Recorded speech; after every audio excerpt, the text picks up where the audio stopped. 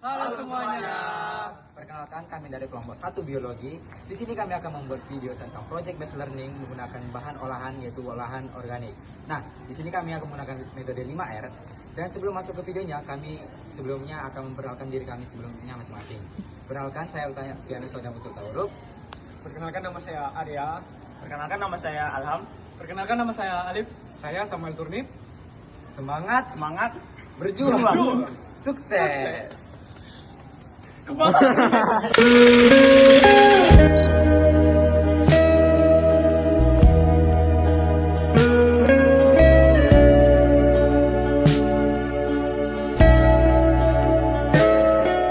guys, sebelum masuk penjelasan project based learning kami, di sini saya akan menjelaskan apa sih itu limbah. Limbah adalah zat sisa ataupun pembuangan yang sudah tidak dipakai dari makhluk hidup maupun bukan makhluk hidup. Nah, jadi pembagian limbah itu ada dua. Ada pembagian limbah organik, ada limbah anorganik. Apa sih itu limbah organik? Limbah organik adalah limbah yang berasal dari makhluk hidup. Seperti contoh daun, lalu sisa-sisa makanan itu dapat diuraikan. Nah, sementara limbah anorganik adalah limbah yang tidak berasal dari makhluk hidup, yang pada umumnya sulit untuk diuraikan. Seperti contoh kaleng minuman serta plastik. Jadi, apa sih hubungannya limbah organik dan anorganik ini dengan project based learning kami? Di sini kami menggunakan limbah organik yaitu daun jambu dan limbah anorganik paku berkarat. Nah, oke teman-teman, seperti yang dijelaskan teman saya tadi, bahwa limbah organik adalah limbah yang dapat terurai dan limbah yang dapat membusuk. Apakah teman-teman tahu bahwa limbah organik adalah limbah yang menjadi penyumbang terbesar setelah limbah anorganik, sekitar 60-70%. Limbah organik biasanya hanya dibakar saja ketika sudah selesai digunakan atau dibuang. Semisal daun-daun kering dan sebagainya. Nah, pada project based learning kami menggunakan limbah organik yaitu sampah daun. Daun jambu biji yang kami gunakan sebagai pembuat tinta spidol. Nah, selain menggunakan limbah organik, kami juga menggunakan limbah anorganik. Apa limbah anorganik yang kami pakai? Yaitu adalah paku hasil konstruksi. Paku hasil konstruksi menjadi penyumbang limbah yang cukup besar di dalam limbah anorganik, sekitar 20-30%. Nah, limbah paku biasanya itu dapat digunakan kembali atau malah dibuang begitu saja. Nah, kami menggunakan paku sebagai bahan dalam project based learning kami. Kami menggunakan paku berkarat untuk menciptakan warna dan pengentalan dalam tinta yang kami buat. Nah, video berikut ini akan menampilkan contoh dari limbah yang dihasilkan oleh proyek konstruksi.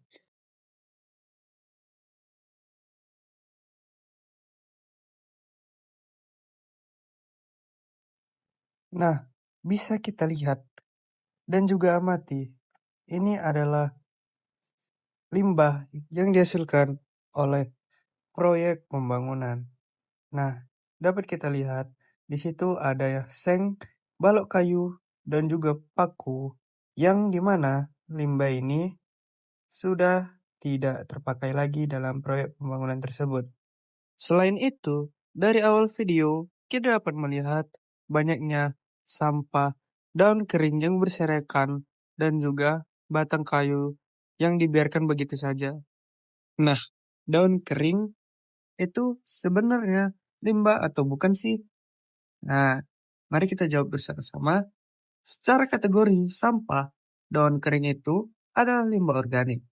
Tapi secara ekologis, daun kering itu bukan sampah. Dia adalah bagian dari siklus alami tumbuhan.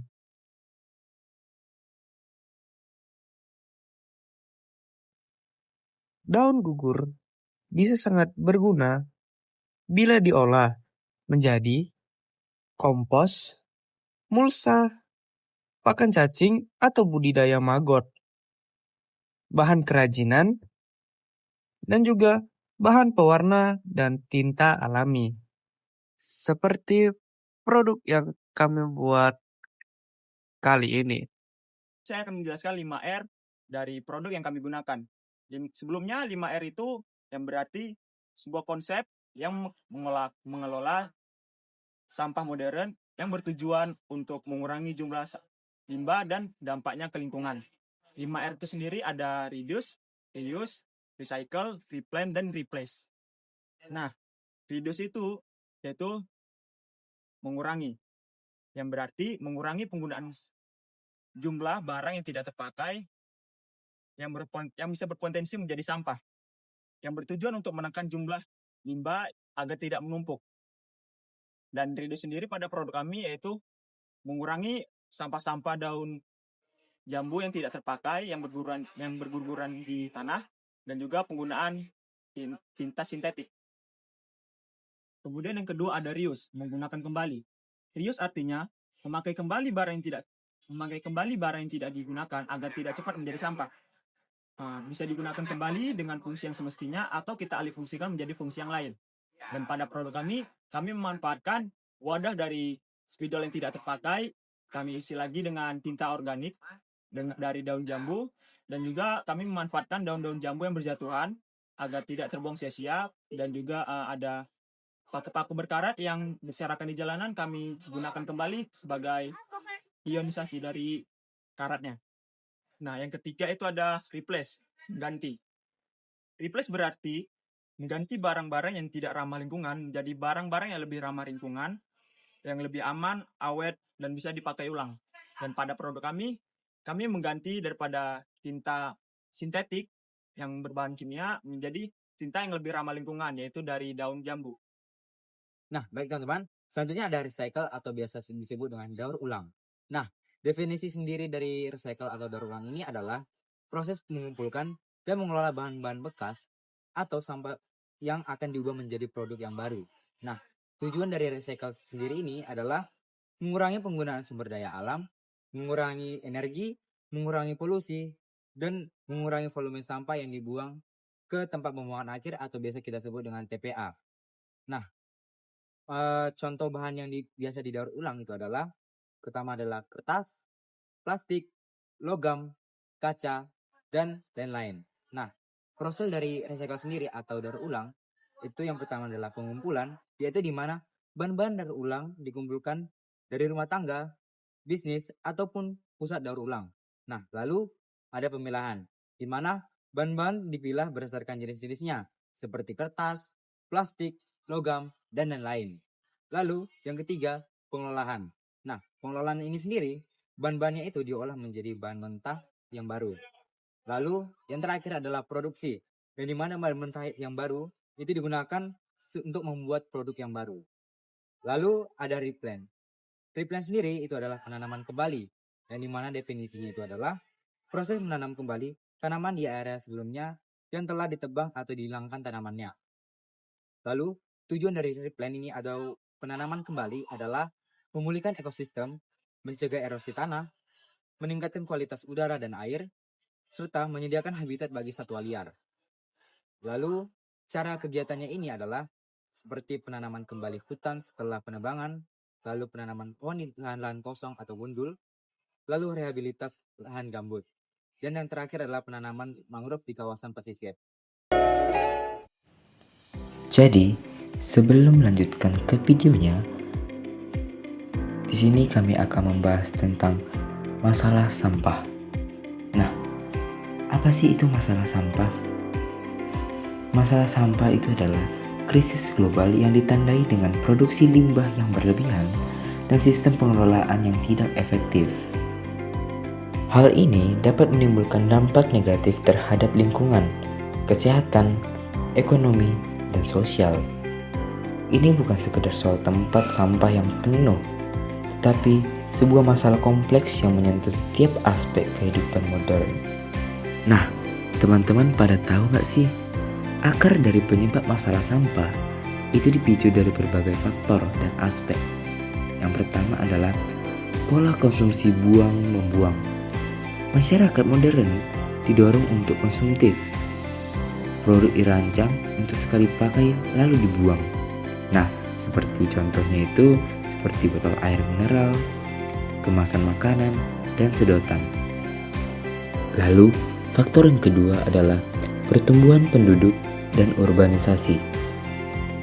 Maksud dari faktor ini adalah semakin banyak orang yang tinggal di kota, semakin banyak sampah yang dihasilkan. Dan juga padatnya populasi membuat ruang untuk pembuangan sampah menjadi sempit. Hal ini juga mempengaruhi mengapa banyaknya sampah di penduduk-penduduk yang notabene-nya itu penduduknya sangat ramai. Lalu, faktor yang keempat, sistem pengelolaan sampah yang lemah. Di banyak daerah, sistem pengumpulan, pemilahan, daur ulang, dan pengelolaan sampah belum memadai. Tempat pembuangan akhir atau TPA seringkali kelebihan beban. Dan yang kelima, dan yang terakhir adalah industri atau desain produk. Banyak perusahaan masih mengutamakan kemasan plastik murah yang tidak ramah lingkungan dan produk yang tidak dirancang untuk mudah didaur ulang.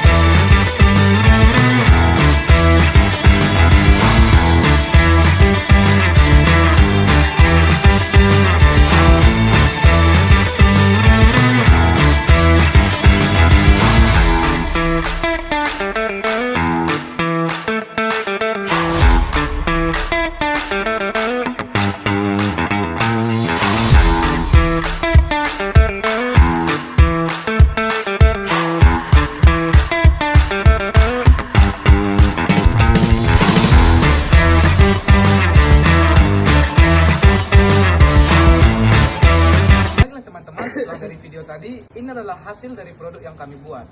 Nah, setelah menonton video tadi, kiranya ada kata atau kesalahan yang kami perbuat, mohon dimaafkan. Sekian dari video kami, terima kasih.